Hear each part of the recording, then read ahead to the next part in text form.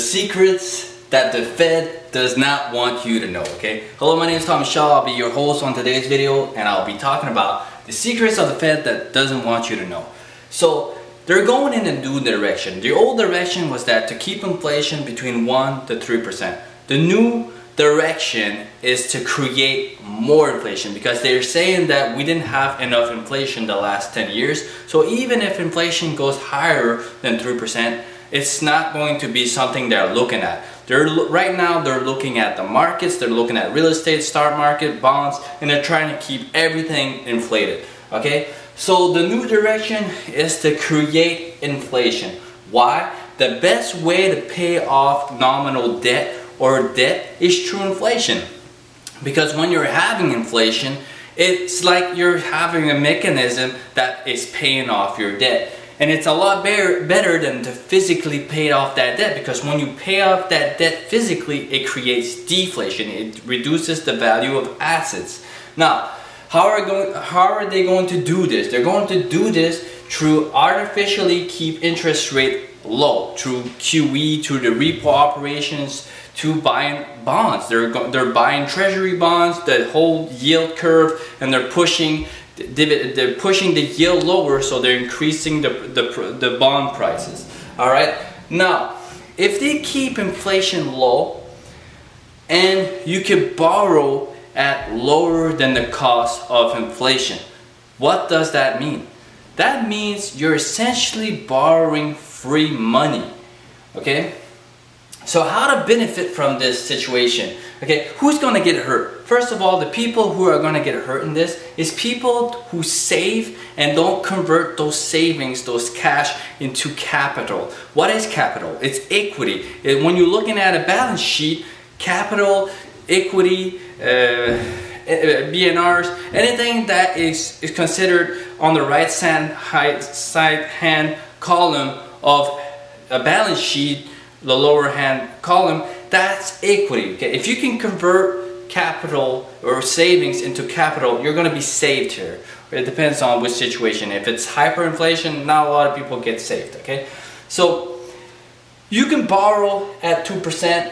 You get deductions on that. When you can borrow to invest in a business or invest in real estate, you get deductions, or that means you pay less in taxes.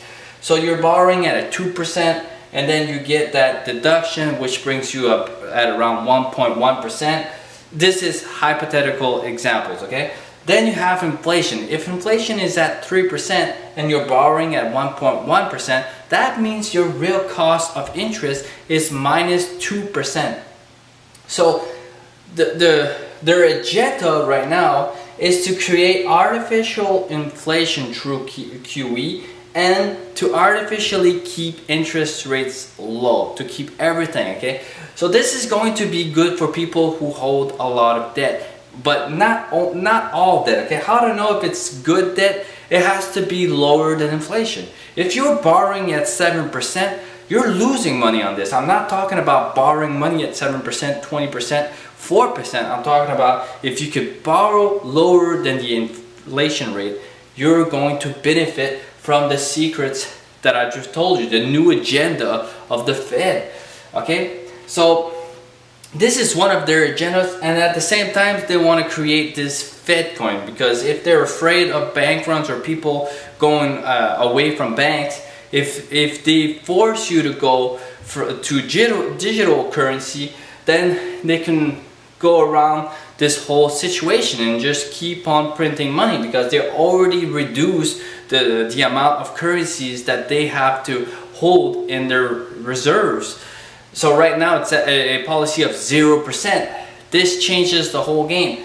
So if you can buy an asset, this is where the rich make their money. Okay, they make their money by knowing the policies, by knowing the secrets that the Fed does not want the average person to know. And a lot of people won't even take the time to know this information, or they'll just see it as mystical information, and they won't notice that this is how it works.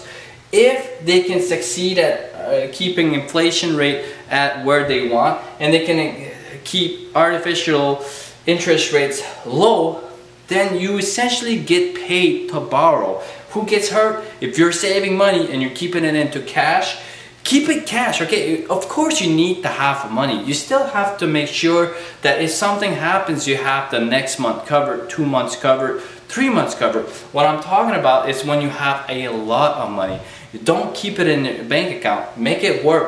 Be careful when you invest in stocks. So like sometimes maybe it's going to be manipulated right now and it's going to go higher, but try to have control over that capital. Try to transform it into a business structure where you can get deductions when you invest. Or if you do invest in stocks, try to get that deductions. Okay? There's always plans that you can get an upfront cost deduction. This reduces your risk to investing. Every time you can eliminate some of that risk, you should try to eliminate as much as possible of that risk. Alright? So if you like this kind of information, like, subscribe, and I'll be seeing you on the next video.